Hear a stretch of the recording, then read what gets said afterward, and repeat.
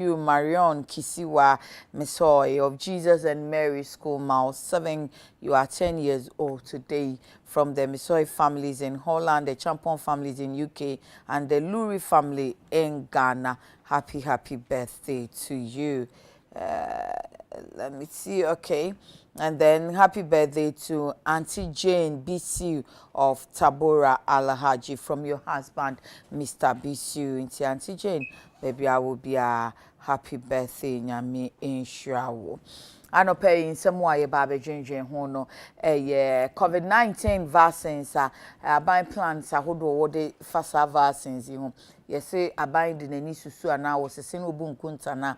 But say 295 million Ghana cedis and what they call tosa vaccines yaba for 20 million people. No. Question and say no one ye be one is saying who are the priority ewo musisi na police for assembly so ye be na ya can say third police officer was shooting what is an pay na ye review now we even hoping say ye benya police impenium for ni bi na ye ni omodi nkoma busa say bia na say nchine de ebe den obi ti hwa na waje onu ane nkwa efi ni nsemusa ye nim say ye fie mu beti bi say enye kwa she de say de na epia no but bi on so na asem bi ha no na bibi hye ni so say a personal problem and I say adwumamu issues no Ghana Police Service ya ma obi tu ya training no so mfa tu no mo ban ne koba se omo hye ase so mo yusu tu no e wo mo a omo ho a shouldn't it be a cause for worry and a cause for concern na ye hye ase musa say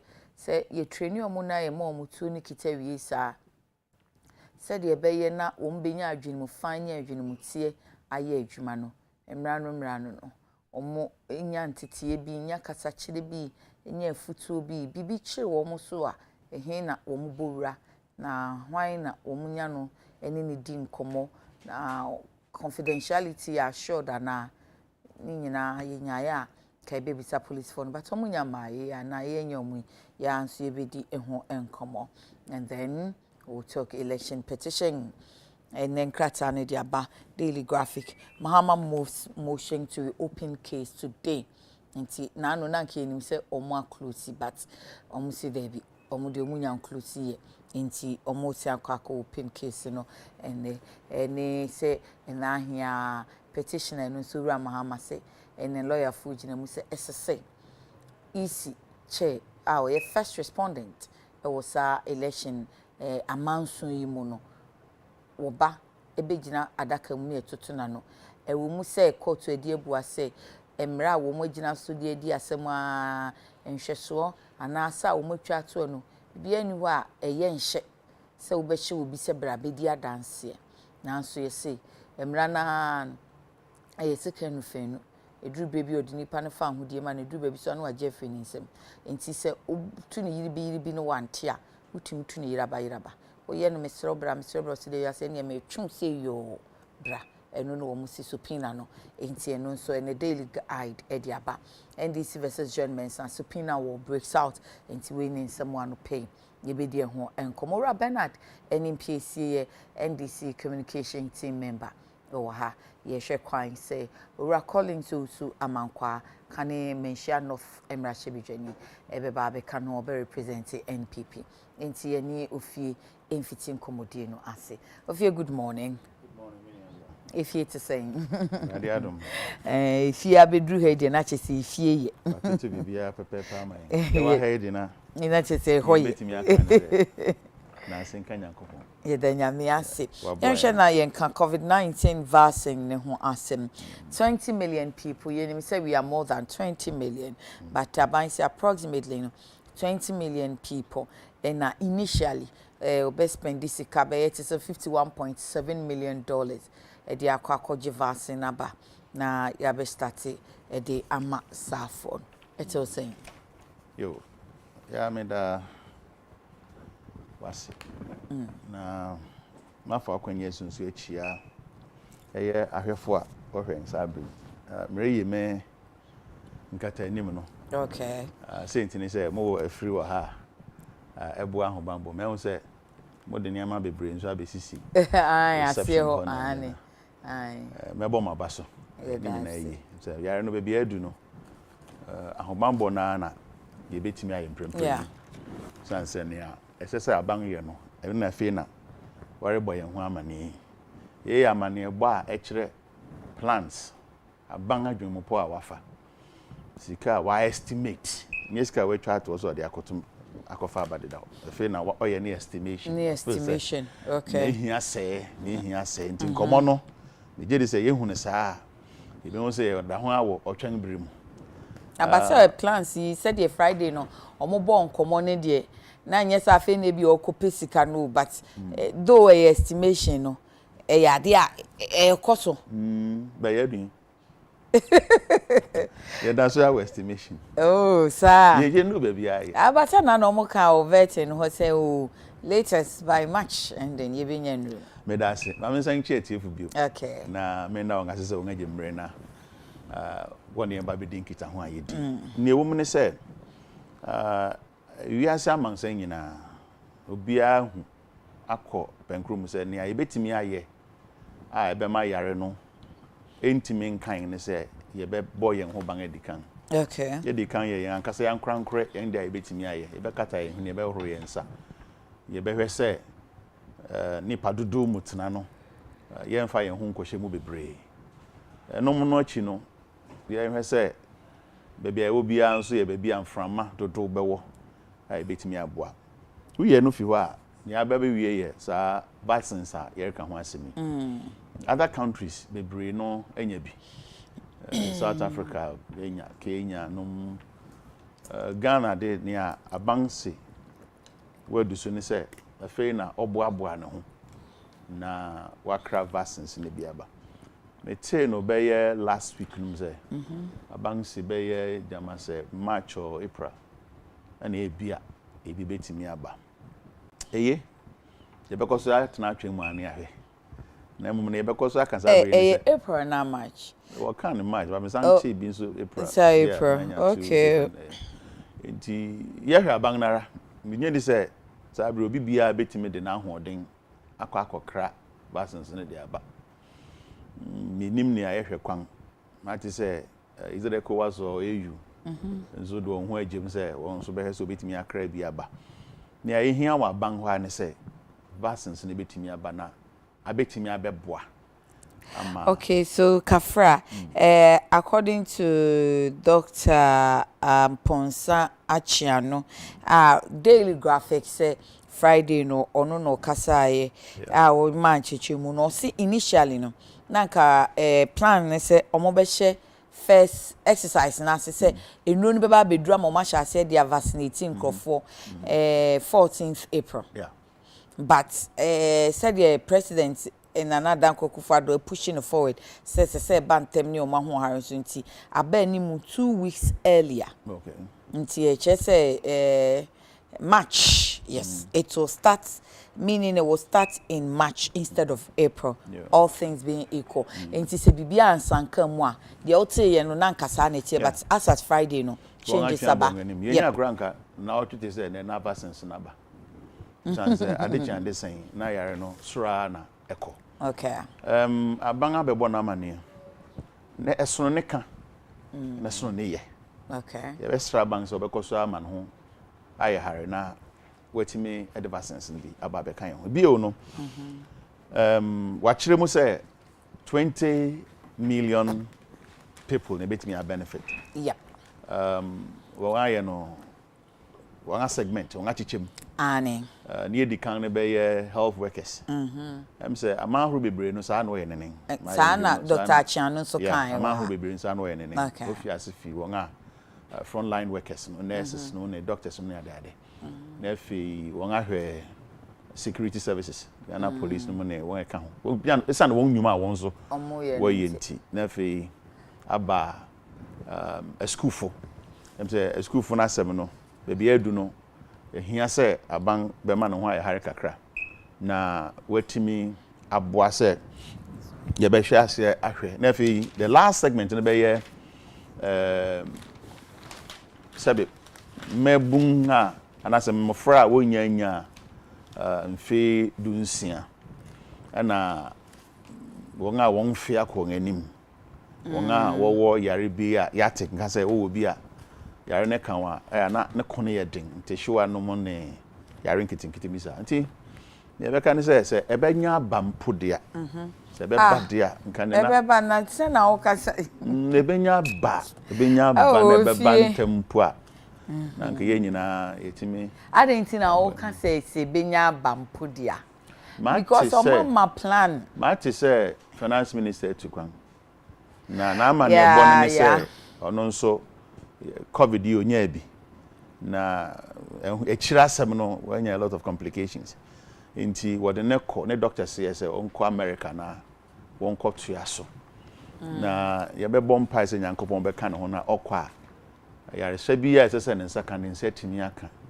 na ye misa ye ho say nipa ba he ne benya sa kwan no na sa kwanya ne beba beda ho amon say obenya scarf flight akwa America ko je sa yare say you be anso no benya complications nanso out of enyo bi anso ebi benya ya tinsem bebre afa ho merima sabi wo kan wa wo ebe kan wo den ya wontimi enwu bi o no mo ne ma horo bebre na asembisa ne se asem ben na omampanyin be ka kire yare ya hyase e fa yan ayare hwe ho hospitals agenda 111 ana meboa 88 hospitals no okay aban ba obeto hospitals bia na President Mahama aye ejao anka ye bo ne pum boy nya manyo sema sebi Uganda ye mani dien bibia kan anka esi den nanka ye wo an institution also friend quadrina ana meboa the University of Ghana Medical Center ayare hwe ben ne ntimi nhwe nti ye hwe ene ye mani ye adwuma to full capacity sanka be buo na won a wonya sika mfan fro plane nko America nko hwe won yare na nka yenso yensa ka bi wa eyi ne amamu ya eyi no fe na amamu se ye betimi a che bibia mo manfo nsa so ho bi na nko ye for won a we the privileged o wosikanti o ahoodinti asemesi on the yemfa nto ya eyo man no asede se ye behwe se na me ka say covid di wi ase nyina omo wo facilities ne kra no agi omo nsem nti sesi ano so acha ade ba so so mutu kwan akwa amano ne kra wonga wo facilities na wonga wo facilities na agi wonsem fe ya kwa him na what is what the bin sha bagana as o me because wa kasa asem nti ma men kan krata ye fi ministry of finance ni yi na ahwefo nya ho nti ase sa krata yi no public relations unit or Ministry of Finance na echoye enura no mo choye mo say for immediate release a press release now say kind of Furiata off to the USA for medical care nti asem anka senior say finance ministry asey o mo hwe sikasem so bo Ghana fo nyina amane say owura Kendo Furiata yeah, we representative of the president wo Ministry of Finance so no san ye opani ayabo ni din se won san meye so afo a obehwe sikasem so no ebetu kwan akọ America man no emu na ne kwa okọ no call for medical review na edi nkan no onya covid-19 ni bi ama ne ho atọ no na no bro nya bosumenim December ama ne ho atọ no na emom wonya medical complications na doctor for etunefo se some medical complications ni intervention and as a national ye ni akade wo Ghana ha ye betimi di ahwe no enti age se otu kwan ekọ abrochwe okoi obedi na awotwe mienu enti eye nyame ne pa na awotwe mienu achi no beba ono ankasa mu no nanka enra benada ya boko wo chene bena wochina benada February bosume de to so do nsia na esesenka okopie appointment committee no enim sanse aboni din say onsan meye so afo be hwe sikasem entutu yeso no nti na nka esese chine bena okopie sa abedwafo no mototo ano no enim nanso esan say we free Ghana hanra enra da no free ha wokọ akoji ayarehwe ewo America man mu nti ebrepam se wo ba na wotwe mienu echi obedura na afi wo ne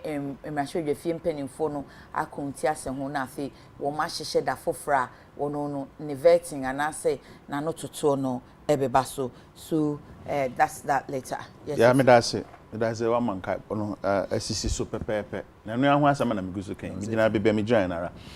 Oh, Pacho Kafra, quick one.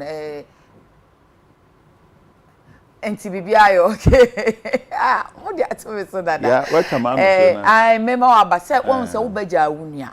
Nti o se mi ni chere se o ha nya sa. Baba ya ma. Nti na mama wanye fi se nya wo na o ho a oto abonten punu me da ase. Ene papa ya adwo ebo eje bese me nsere wo. Ti mi ameye made. Nti honorable Collins so amankwa itafen say chief ya oye former MP Mamenshia North Aba. O wa hai say ti fia no ti a omanfo mo beti ono so ka chief akwa aba. Yeah. Ofie nko. Na me so me mo akwa aba. Yeah. Na say me say umu ayedru. Parliament mo bro. Batakari na ehye ni ntia. Na so your former MP. And I'm just parliament no bre pa. Wo bre. Nti no 4 years. You say man ka so akọ. Wo bre so si munjai so munjai. Let's say your man. Sika mu say no. Niam mu famu ni atete. Na democracy na mo se nya better ni aye. Say sa na me democracy. Munya me bi munya munye. Ya mami wi wa ha. Mami wi wa ha say. Yari hu asemi. Ya na mebisa se ese oman ne hu se kwan a ye betimi afa so abomanfo ho ban ya yarehwe kwan so ese ye betimi anya facilities a ye betimi amaye services as obi ansaka de bi ya yarehwe eno na de bi ameka se vision of President Mahama nyai na sa ban bekeka ne ho na obeto aso a anka nye bi ne se ete hu yankopon ka ora kono frata ho na omwa no na yarehwe bi okwa hwe ne nsanka na on fa ne mre fi asomdue mu na mom ni ayesre ni ye wo facilities wa ha aka se de mfiri ahoro wa se de gumgum ni ye mani hia yen se enyo bibia no benya sika. Oh, Ofie, no, you are not getting this. I think I have to read it in English. No, man, no, talk about it. See. The rep of the president of the Ministry of Finance and Minister Designate for Finance will travel to the US of A, America today for a special medical review. After recovering from COVID-19 last December, Mr. Foriata has had medical complications which doctors advise require further interventions not currently available in Ghana. Why is it not available in Ghana? Why? And whose responsibility it is to provide those things? Anything I make us say about what to about my one. Enye no kwa keke o. Nyo sebo keke. Enye cool to shake keke. Enye patakari shake keke. Ne mo say utime ma omanfo ya assured say bibi bia beba ayarhwem say yesuku koma. As I say utime ye making sure say make ma provide sa na no. Obi be ye. Na tuaso keke ne nya ho mfaso a. Eno so na ayetwe na mentwe. Agenda 88 ne yehwe kwan. Me je de say ya adwen papa. No man penye kufuado onke kano. Great chief akwaba biem. The first topic now beto so vaccines I hope say beba 51.7 million US dollars, 295 million Ghana cedis. Ashasi de bema ni pabe say 20 million. O take in say. Yo me dasi me niaba ma me nchia Ghana for na menchi asante mine so oti kokko so na o say to the second ne na make say me ma na chin anopai ene party for a omo ehwe yen efri kuma ase nyina menchi anofa de hye mechia wo bibia sana mechia wo nso so mechia machia binu apanya ni piesie Ghana ma panyin so ba bi obi anyankopon onka ne ho one na pamfo won hyehyɛ papa a odi agu akwa mu a oman no so yeguso adi so mfaso nyame hira no asem a odi atop no so ye asem kese e kire se oman Ghana eko na wiase nyina so eko we are battling with novel coronavirus disease sabi eye ya rekodi ewu a abe hata wiase nyina ama wiase nyina ete pintin kwa na ede ahokyere kese abre adasa kwan ye befa so a ye betimi atu yare ya se kwan ye befa so ye betimi adi yare so nkunim megidi se ya asodie kese a wiase aman nyina obi e bo ne homodin na oh my Ghana so wiase ne yewom o hwe so far baby ayaba bedru de betimi aka ne se onyame ne oman no so adi ne yie esanse enafom na o twimenua panyine animpiesi adwenasi bibi so se nokre aman a wo mo ewo bibidie looking at advanced democracies sebi wo mo kon wanimu even when it comes to infrastructure development a country like Italy na edru baby na hwehwen kra won na a whole prime minister oti nisio wa na anodin nye honko amaya ka ye nyina ye huni said ye yare esi anyone edi asie na ni nyina achi ne so no my Ghana yare no yi niti e wa ha no starting na nipa mienu ni nyina na imported cases se binye se yare ni from my we na mu from anone na be wura oman yi mu wabra na nipa no bi akọ oman bi ti se Turkey any no way na yedididi mu a afi na cases na akọ ye nwotwe na ye konanim ababa bedru say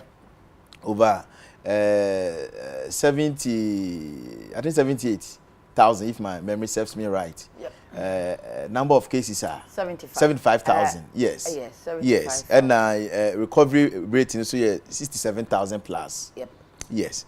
And sisia no no kre wo mo ne say nipa beye henum ene akire so Ephraim 533. Yes. Yes. Die ehu ne say boso na otwe ba mienu wo hwe say die ewuo no kono a anodin kakra anodin chese daily basis no yes nipa 13 timi wu nti die dru no wo say ye nyina no ye ma ye ni ba ye ho so prekope na efutuo ye de ato ho ama yen de efre no safety protocols no ye nhye mu kena na ye ndi ye ho ni sebi ya na enwanwa se baby a yare yi aba bedru ne baby a di ewiase ekono enipa no bi ene ya daso etimi gye ho akinye se omo de enkosi se yare ni be wura won video mu no omo nje ndi se yare bia eho ho megitum se saafo no so omo ka adasa ho doubting Thomases no omo wo ho na emumu no ye ma omo nsem na omo kan any recklessness conduct omo da no adi ewo oman yi mu no reckless conduct omo da na adi ewo man we mu no ebema eno no betimi abenya nsunsuanso wo anamo ayetu as a country reckless conduct na say dero no na bia omo so omo nteye na omo mpese there be dero no ne den enam se yenhye mu kena megitum say na de obo no koso yaka ye te niema be enum de ye nyina ye ntitititi ye mu social distancing sebi ye avoid crowded places ye nhwe say ye betimi ahoro ye nsa and the running water ye use alcohol based sanitizers ni nyina ye safety protocols ya over the years megidi say da bia da obo no ekoso until say emra ye ba beto abanim no yare ne kofom according to science and data any statistically speaking no yare ne kofom sabre no nti e ma da obo ne so kra kofom until say second wave no peja ne ti a the obo ne kofom ne ye na say the obo ne kofom no kra wo ya kra so wo da obo no ma ne kofom enti ye nyina no ye di ho fo ba se no yare no amanyofo nso mu fabro nya ho we crackers me pa jo say na amanyofo nso mu fabro nya ho we crackers oh na mo ye worker metimi aka say maybe it was a divine favor Says that time no na ohe said they na campaign na sorry na yare no so aba form na eno de but says that time no na yare no koso de a nka say de nka asembi ato da ubetwa twa so fra no enye saa da na mpafi be unity enti saa bere no ni nsunsanso no ni no one say yare no said dey see tunity e de ba no according to scientists no ya say kromo say hwe nim say bibi e friend no third wave crash so be unity na je say wo hwe yare no say dey AC air corner coronavirus no wanya na dwene say o giant even vaccination. I'll come to the vaccination program. A colossal amount of almost 52 million US dollars say non nipa 20 million initial according to almost 3 phases. Yep. Priority no mo de ama apomdia juma for na henophobia and emergency services for no but security be bansa na emergency services for now but second phase. Very well. In the first phase health workers. May I'm of the considered view say yenhwe vulnerable group within the society. First phase and more underlying conditions because and security personnel. United Second Kingdom. phase essential service providers. And your mom wedi about 60 years and above. Yes. May and your mom was secondary school. May share priority. No. May reconcile with what happened in UK. Emra omo ye vaccination program no. Ene oma omo vulnerable group no teach you. No more the priority ne ma. In any case, me gidi say phase 1 so no more underlying diseases no omo ina so kan me boa for the first phase. First phase yes, underlying conditions. Good. So clearly no no ye. Eno no ye me gidi say mumma ye nyina ye ma da ubo no enkoso na afesu so no ye ma ahonidie me yusu ahonidie asin say futuo bebre na aba ohwe Ghana mampanyini ne modern mo brano no man nyina aba be kasa no kre ohwe over 75,000 cases na yetimi aso ano beye nipa omu enya won kwa ne sebi won ahoden a over 67,000. It tells you say oman no aya de oman na konkodi na emomu no ye opamo no anu yesa menu ba eno de owe data no de na de toto aman bi de ho de ne obetimi aka say oman Ghana ya boy ho mode okay na emum de ye pese ye che ne say de opamo no mre ya we de gina aka say be oje wa home eno ne asemu asesi a no wo say ye nyina no yetimi boa oman no and it's a collective or a shared responsibility. Not only on the part of the government. Say aban ekoto nro e de aba mayano. Even talking about the vaccination in the crano. In terms of efficacy in the crano you're saying. On say yare na kasa ne nyanya no adro. Empania ne ebetu agu yeso awo no crano nyame yadum ne ba bedra. Eno crano yare na kasa no adro na 100% efficacy. In terms of say they cure yare na kasa kre nyanya. Entina no na e wo se ka bibi che still no e wo se yetimi eboye ho ba ne ya hwe yi can say vaccine enye for cure for prevention yes I know preventive measure ni bia it's one of the preventive measures I'm of the view say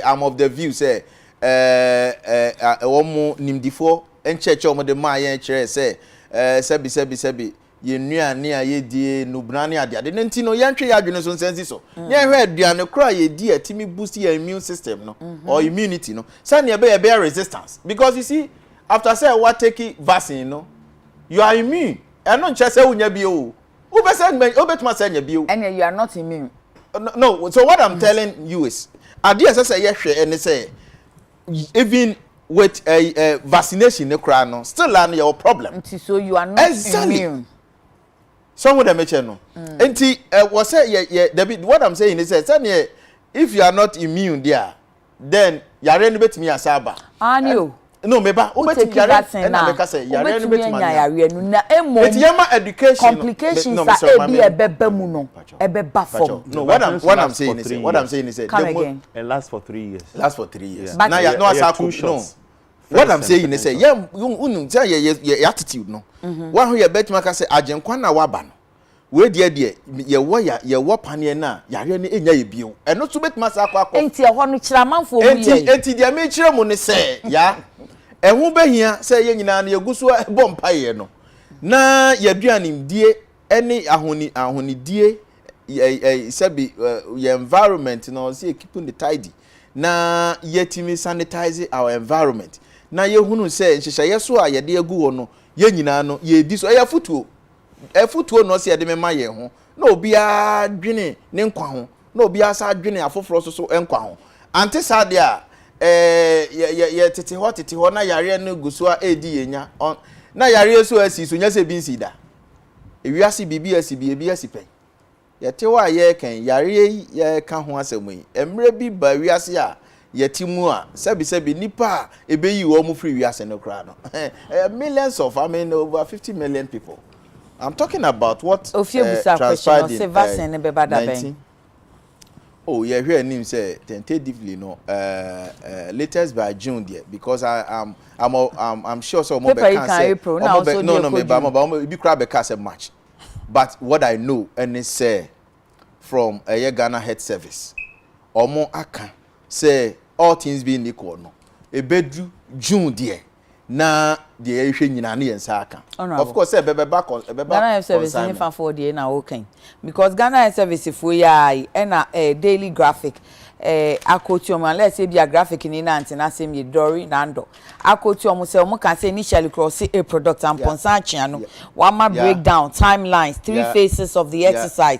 It was planned to start in April 14. Now it's going to start in March into June now. First statement Ghana Health Service ye no omo kan sisu dia say latest by June me kai so mampanyini kra ema ne addresses no ono so ebo date ya ono so kan June no wasem na some experts within the health fraternity no almost so ba be kan say oh amani bi kra strategy you omo so say latest by March. So what I'm saying is say obian can say ebetwa June anything na me go to June no, so that all things being equal no yenim say be June there na there ye hwe nyana ye nsaka me say ye educate public me na anything na be me fie nso abisa because okay na mka che ni say last week so follow conflicting report no, I don't base my argument on say ya can who is giving the conflicting report but now my quote a bra ade ne beba and I will challenge and I make catch you say yeti o man we mu and no mo no ba be boy amane say ntia no na me eda mitrim so now no say in terms of this paper have you looked at this paper oh, Dr. Achiano no you can on me na me challenge no but me catch you say so what I'm telling you ne say honorable ya fan say yetrim honorable hold on so boss abotre yes o say by June and I'm see June yi dey afei na wo so wo ka kire fi se papers ya ye hwe media kan asem en na ma kire say onipo report ye ne de asimasi onu so akoti doctor ye friend no amponsa chia no enti ka Ghana service mi bi say Ghana service ye fa fam enti sa no ye ka say we ni de no enye papa ye fa wo de na ana to the best of my knowledge and based on public knowledge ye nim say latest by June. That's why my quote June. Enti no fi said they make now we cry they say ni kwanzi we should be labor on this. We should because that's an of great concern to Ghana for. Enti say and na yesi o March, china yesi April, chie yesi June. It shouldn't be of concern. Menuaba, the most important thing is say omo ba be kan kire yen say June. Enti say omo akwa say renegotiate na. Why mo na kan say che? Why more? I've quoted the source. Tell them now, yes, sir. Ghana Health Service. Please, no, what I'm saying is, no, Mr. What I'm saying is, according to Ghana Health Service, statement omudi can ye. Omo kache say June. Please, I don't know whether you no, man down place we so. So let me make my point. Now the point is, no, so you factor. Enti mama ye nka wansem. Ye ntwan atam e beba. Me pacho. Edro no kra no nche say edro no ba na yare na etu Mr. Education I was say ye de ma ye ho no. That is the most important thing me pacho. Obai so kan sem na me hia nche mu esese mbisa. Enti sam pacho dia na so be ka chem say I shouldn't ask you questions. No, not that. And because na me say we no minister designate for health akopie committee anim and he said by the end of the first quarter na here that mean papa Mr. Mami making me point me we are make me Google a story na catch your time or mobile catcher say June and what I'm saying public knowledge Unless public knowledge. Of course, it's a public knowledge. Somebody can say June. Latest by June. Yes, I can. Okay. Etino so much me akwa yen share for na enuro ne be ban tem so a san e de ye no etimi no and I make sure say obi ama me can say ebebru June. Etimi no nyina we are all on the same page. No, you and I are not on the same well, page. then then mischief detected because as him na make mischief detected because as him na make as him na make mama make me point. Dia me person me chere ni say omo asebi ye de yapomu densem ahye wonsa omo di kan ne yaba be kasa bosumi omo kan ye ni se bosumi we ne beba na emum no omo san atimi abo modern se o da bi aman bi cross start eji omo de enti yeso ye de no atwen aba animu a gauta gana ma bi esi kasem no esawi enu nti mesro be pacho ne ametefa June ho no say ebi be dika ba said near be for 20 million populace and ameboa into enu echi no you about over around 30 million into bi be san ba biom so the final exactly consignment no will be ready by June and ameboa sa na me so me tell latest by June ashase no na ebi aba me pacho ma someone make me latest by June na ya over so nyina ba ye abanga ye de adwuma ahye ne sa ontimi nyina ne nan so Mr. and this adi nyina Mr. okra o can say you are my so ma me comment o can say you are about University of Ghana Medical Center University of Ghana Medical Center mind you sabi me committee members say call e ma omo my briefing say officially no omo op no 2018 opa bisa obia 2018 yes the date na mobile me sure this was 2018 the MPP abai on say your faces o kai say parliament procure 47 million euros and send the University of Ghana Medical Center and you can no what I'm saying so o can say asem no or the credit no MNDC abai no so correct the say nya no credit aye na na kufu adu abai ni completely no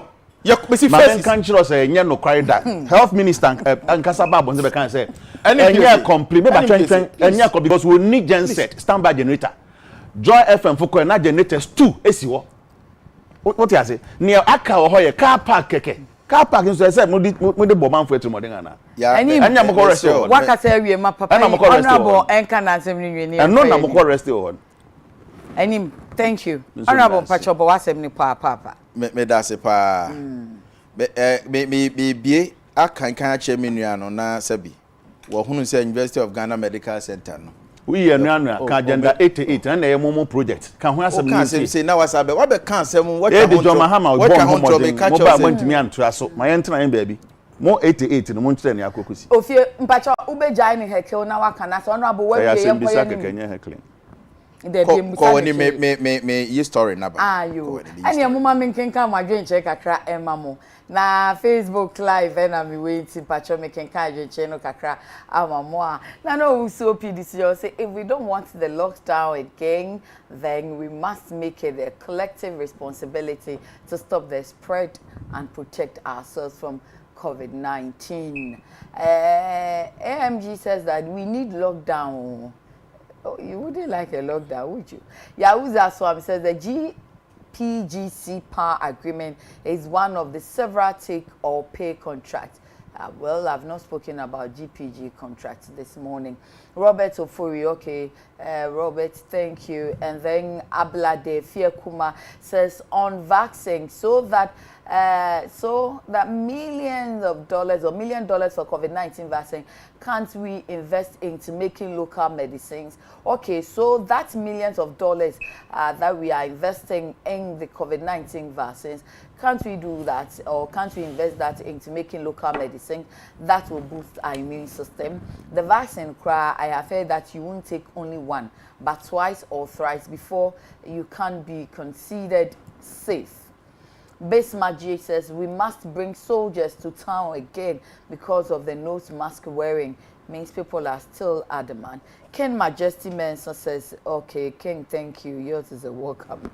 And then Honorable Abedi Nkwada, so AK Police in Inner says, and to John Mohammed's NDC bring their pink sheets. My beloved John Mensah should stay in the house and sip Tobolo since the NDC came to court with no evidence.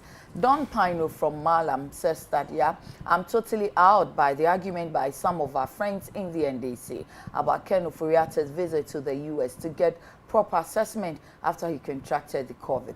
Note that he was treated here in Ghana and he recovered here in Ghana. He's having some post-COVID complications and he was advised by his doctors to leave for the States for further treatment and observation.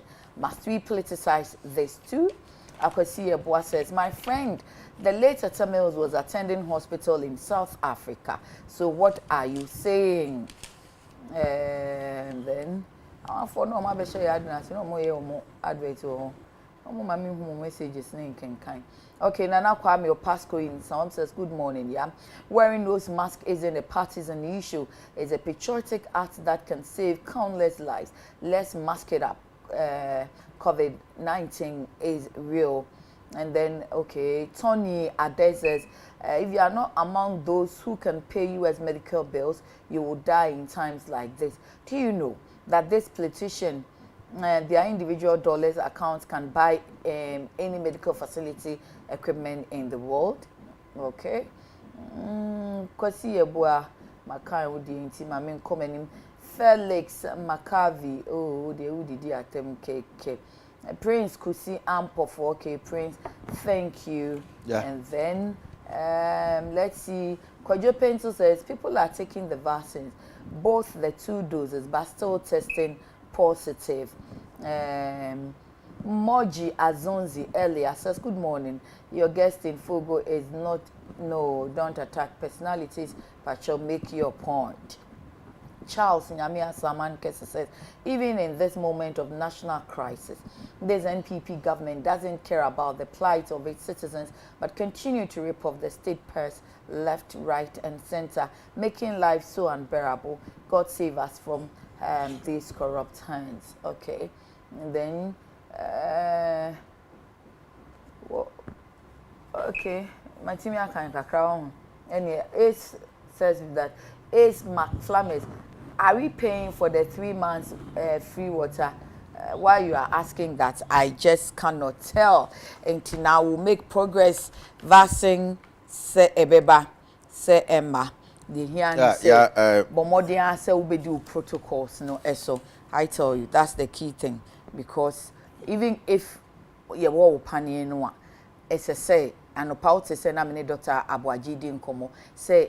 Ube koso ahye nose mask no say ebo opane no a obetumi anya na emom said ya ebeye na wonkonya complications bi ana obewi ase enkofa yade fofo bi amro nti said ebe ya ebe ma wo kwan obefa so a obenya yade ne beba fom nti enye say yenya pane ni wi a na yakoto punum ne yada yeku akotwi soluku there be why nti enya maaye show nose mask, observe social distancing no din hihye yahodo no nyina eso e ban so a wo so a still obedi so memo bi adada yenko yenim na afi yembo enkomo yenhwe police fo ya say answer na no Mr. e wo say Mr. mame me pacho send the bear of commission asema me kan 23rd July 2018 Mr. University of Ghana Medical Center opens, please. Government has officially opened. No, Mr. University of Ghana. Oh, Mr. Oh, Kasano, oh, Kasa, somebody be rare, Muse, and Untino, Adio Ramahama, Yanam so, Adio Ramahama, yeah, no. Or my penny and other buy, and so no, na second face, or yeah, intimidate me, open facility. No comprise what? Please. Pacho, way any topic I'm the two board. And I make a also Dr. Penny or Dr. Asamoah. Emra ye no second phase in that. Ofie mpacho. And yenko ngeni. Honorable Claire na yenko yenim. The opesa o Claire no, but enye me nam this topic in mamo. Nti u de Claire na fe yenko. Go can make bi.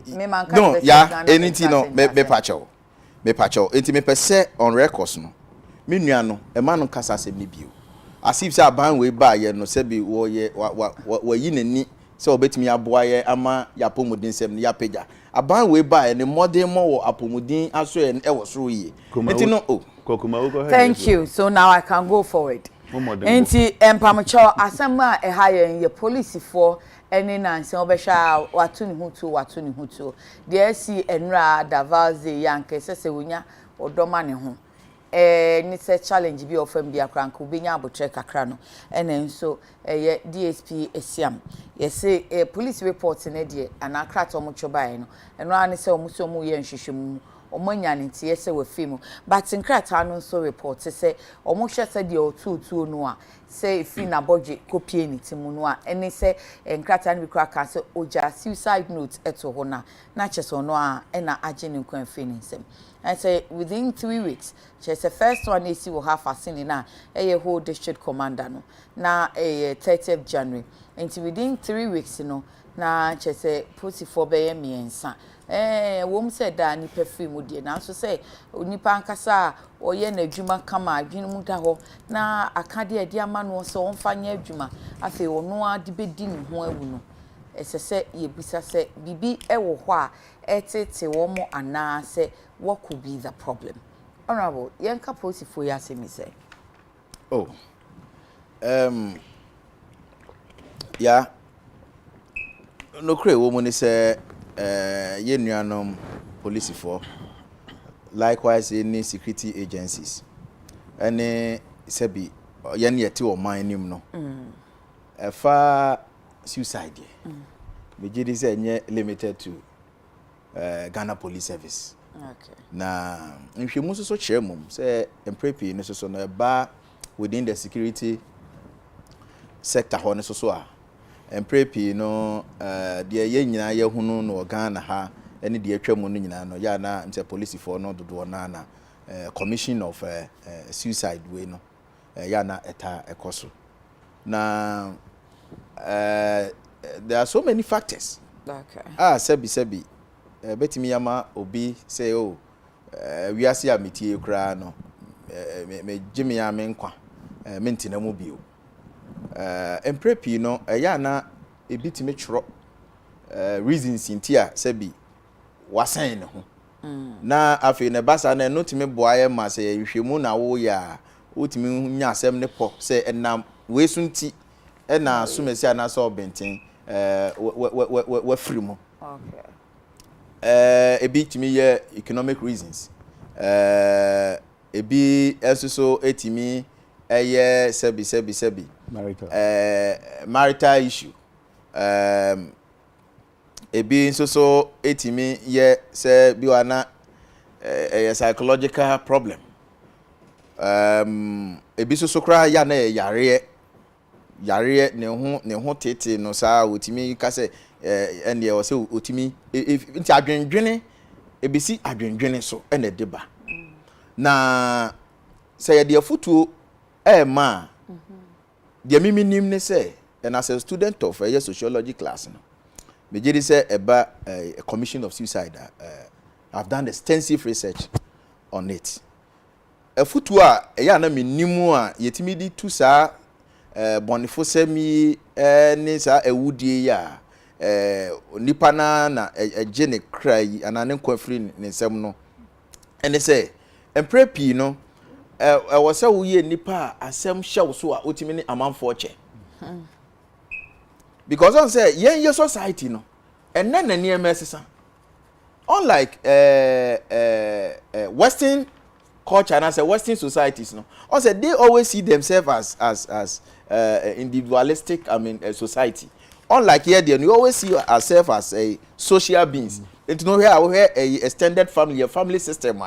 Sebi said ye busunya semo ye see no tete no na suicide no eni yen tichu ebibre mu hanopa kase because in prep no ye ne enamfo ye ne abusunya asem to ye ne na ye de dwato akosi obi so ne echechem but then no society na kwa duru bibi se ayete se o menkoa ne me yere ne me ma enti no ne yere ne ma ne nam problem ni kokosi a no ne yere ne nya de a ene se oni obi yokoka kire ne bio na fa abusuafo cross obo mama ne na se namfo pai wo so timi esusu hu kire omo no because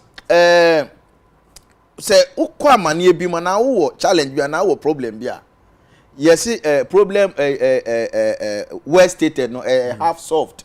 Yeah. So the meche no say me ka amane bi a me kom say o ebi asem we atome ya wo betimi amama futu say Collins we wo die nya die dikan na bi kura to asomasi anaso obentin eti yesi mfatunti na ama prison ni re nya den anho eti sa na ye society no say ya ntenamu sa na say ekoba say me nko a na asem ha okra na you want to solve by yourself problem edeba no ebi no eventually you end up say wa ube kun eti me limited discussion ekura to ebi Ghana police service nko because the maka no said imprepi no ya na binum no titi omo abi a omo won tete wo ngomasuamu ni ade no omo ta decrata bi tato wo ti me chiro enti ube kono na bi e da ho se o mi kume ho because of ABC obi also so no sa chiro kra bi o ti me chiro. Okay, we see oja note but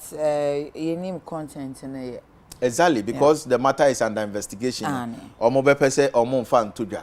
But what I know ne say ya na zenka ye wie bibi say ne so a findings no ya ye mfa mra na emeye futu ema oman no eno so tabo apa ye modin de but ye ti make say factors etimi lead obi man no timi a committee suicide no any 1 2 3 4 5 e bia society we bi si community we bi si e si ye no a problem na nipa no na mu nie enu nti na sabi wantimi antena but ye me hunu nse sa ankrofo no so no wiasim no omu no mu ye hu pa because omu so na wa kokodro ya wa hu asema mpeza meken omu ye hu ba omu na wa kokodro se wa nkasa watimi de ahoma eso ukon na sabi ansa kra na ubeje mu no ubeja wo nan enema tantantan a ubefem ahomtie mfifire betew na wo sa nipa na watibenya sakokodro asakoye sa no ozuzu krona yatimu no wuzu ye hu e bia meka se osikasa mo confirm kakra bia o ze wo fere adwuma na bia asai kakra eno se wonkwa wo ade eno ne yemfa hye amanfo tin se but that's why was atete asetena nim said ye kane na o ka say aye ye ho no communal living no ye that's why was asetena nim ati na me dia futu aba no kre na se ne yema esesa yeah drift and no ne yema esesa kakra wo he diffusion of culture system ne so and also can ya borrowed culture ne be western culture no ne dia baba be wura system nim enti ama ye family system no kra na are very weak. Family as an institution is becoming weak every day enti no dia me pese me sisu dua ne se yen se de yen ya mane ne ya mamrete no emprepi no se wo ko amane bi mu susu hu kire obi a wo gidie wonimu ana obi anenim de e wosro so dem che no counseling and placement center ne ade ye baby a pacho say minkasa yes ye baby a sabi wo amane ete say a utimi ko ekwaje ntetiye ani suyehu no empanifo a wo society opinion leaders sa nyama ni nyina no yema nya part of us antisa ye be kono say de abrofo no ye omonema no enu hwemu a ba say suicide na say de abrofo no society no wosoro no rate to cha omuwuo no entisa yen ye de no ti ye be say sa trend ye koso say obi say o magemi amekra no de yentwa so it's not part of us. Ofie counseling centers no ye will be wo ha sa services na readily available mayana or kokan confidentiality to say because me we say same question say adwuma ni mu no to say police service omo wo baby a say bibi twi nipa ne so because ono ankasa na adwuma na oye na nkrofo de omo trouble badada and ono anso won the troubles dada nti se ni nyina ko compound a sa no ebru ne so ohen na onfamfa yo ya rehosem na fa kwanya Nsroma ebusuan yako na extend yako police service Ghana nyina ye o hwe papa no ne position wo police adwuma mu a say wako nanim o senior officer I don't know the rank no something yeah ne rank in the meaning but minim say ye kesi ana say ye kitwa so we DSP wo baby a enye small one. Oh sure. Okay. Emu yedu. Okay. From the DSP then you are getting to such a person na obetimi afitu abone ho. Ye say yenya anu disema de to ho ana na gina so. Ebe hia se ebe hu no. Okay. Na yetimi ehu ne kan yiye. But men honorable ya adwen wo no kan ni nyina ho. Young society no am say nema bebre esesa wo. Esesa because of say and wo hwe niema bi a yakofa akekere yen ho. Wotwu hu bi fiku a enye ye. Ade a wiase nyina ede aba. Enom no aye yen namfo, especially with this social media stuff. Mobile phone kra. Say niema bebre ene mafra kra de sua kra e ma ne ba fom. So sisi fofuru bi kra za ba beka on the games here wo boni ade. Just eto da bi na pue kwa bonte mo so bi ne na adamfo. Obi a na oberma obi kra ne yire. Obi ekra ne phone. Obetimi atena ho a be 1 hour or 2 hours. No obi a hwe ne phone so. Enti okọ ye den. Breaking relationship. So motio. And I want to them no nye. Oh, sadi asa ne ayen hwe ho ye. Okay. E dey how be breba. Njana ama obi a ye confined to his or herself. O me situation me problem ni. Enti te say na nka obe open up no aka so asemesi bibi how me. Dan na how say na ekoso ni. Eno no eba form. Ereba form pa. E bia ono ne mama nti ase ne papa nti ase. Enti no betimi na ka sa asem no ye bia ne yire ana ne babi owo bisa nkomo no ono ne yire asem ntem asem ti na kofa ba na ye behia ya ogina so sen no ho no na yetimi akwan anim agina so atufu atoya so be mpanga bi esani se no wachiri na se police adwuma no wo adwuma bi ese won so san pagya wo mu wo ho adwuma how bebre wo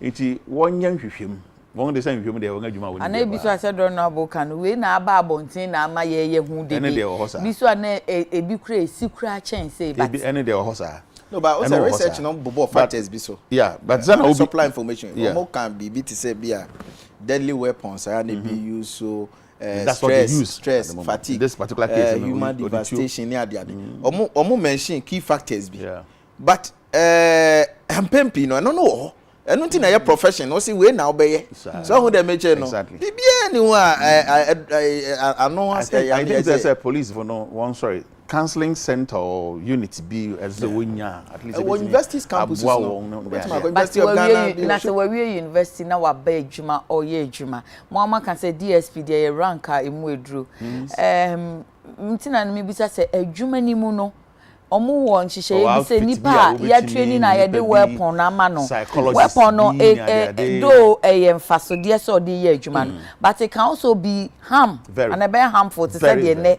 aya ma ebi mo nti ye wo desk na say psychological department they do all these things ni a ombetimi ni omo akasa it will interest you to know say police ni bi ya there be me say me yamoshi just say IGP kra na onim nipa kra wow na me ko aye baby police ni o na me afena me wo me down say na we police ni just say wuti mu say de course bia ya de otie ground TV go hebi ono de ni say nwura mu ho no she na wo hwe say bia patrol na bia robbery bia nkoso na police service na education no wuti mu say apart from tete kakra bia wanya no or the field training mu call ye no kakra na say bia for all you know no call adwuma no mfoforo no oye papa but how be ni na adwuma but all adwuma no na we develop problem bi na matene say wo nyi wedi e bia obe mawa service no ma akopim say bia be retirement and wo ho enti e bi on say bia na challenges we adwuma nim ne boss bi di nani ana ni promotion bi adru so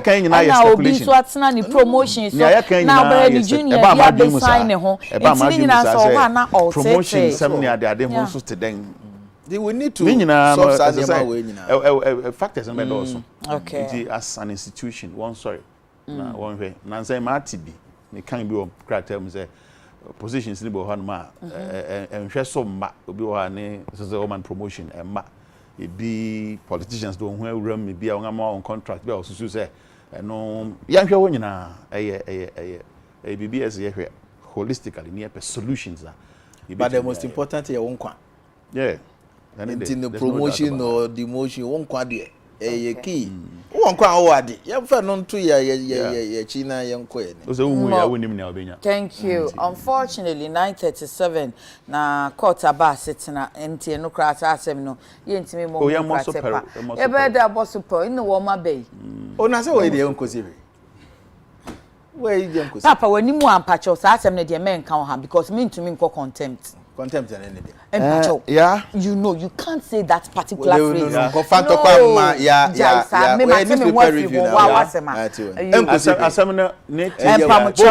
Honorable Colin Sowusu Amankwa, former MP Menchia North, and Ora Bernard, NPC, NDC communication team member. Yeah. Any other whole court in seven. Then shall we go to the Supreme Court? Oh, yeah, bringing the upper down petition and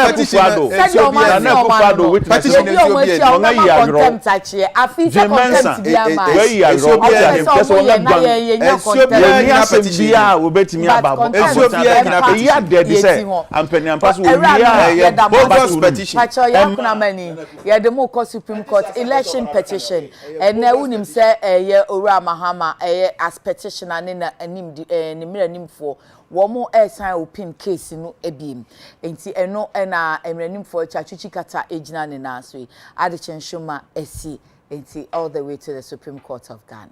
Indication of the matters that took place following that circumstance. And my lords, we wish to underline the fact that in affidavits of the chairperson of the Electoral Commission, she had made clear that we would not be prejudiced by certain decisions of this court because we would have the right to cross-examine.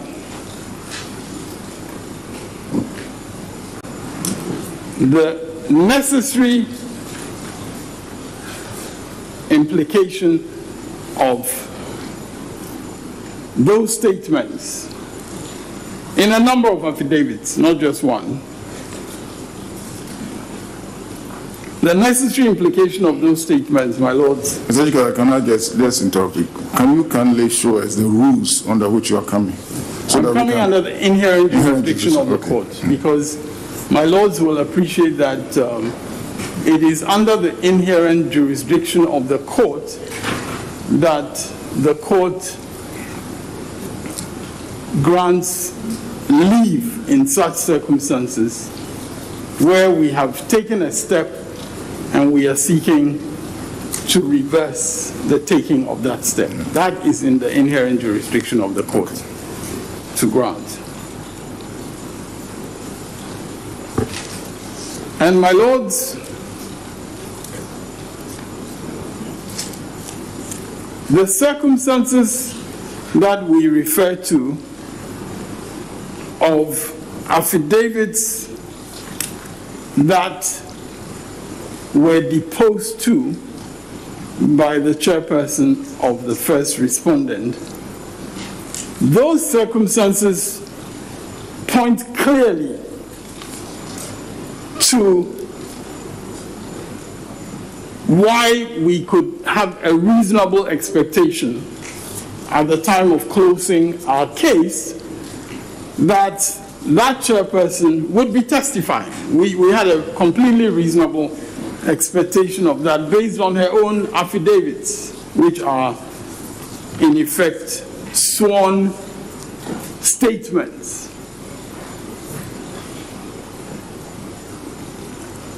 And my lords, these sworn statements actually have very precise legal effect in terms of the evidence laws of this country. In Section 26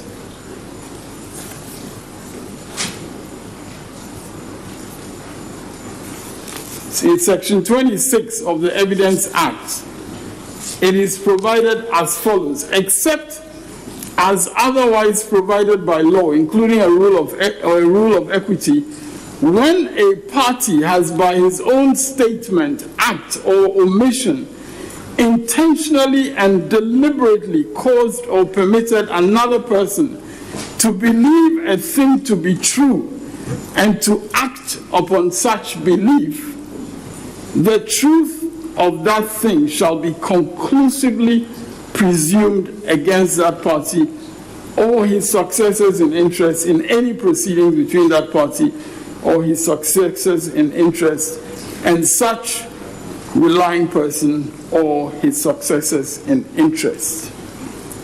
Now, my lords, the effect of this conclusive presumption is also provided for in Section 24 of that Evidence Act, where the basic facts that give rise to a conclusive presumption are found or otherwise established in the action.